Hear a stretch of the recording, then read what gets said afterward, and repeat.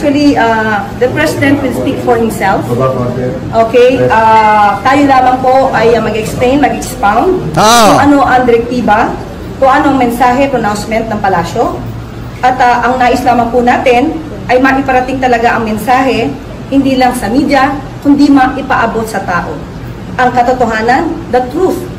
Hindi mga intriga na walang ebidensya. Nako! Kaya mga kwentong nagpaplanta lang ng ebidensya.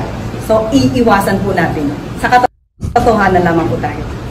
Eh, kita nyo mga kababayan na alam nyo yung mga fake news na yan, unti-unti na yan mababawasan kasi unang-una, di ba sabi ko nga sa inyo, noong mga panahon na si ano pa nakaupo bilang spokesperson ng palasyo mga kababayan, etong natanggal, etong si Attorney Trixie mga kababayan, talagang laganap yung pagtirada ng fake news mga kababayan sa gobyerno at hindi gaanong nasasagot po yan.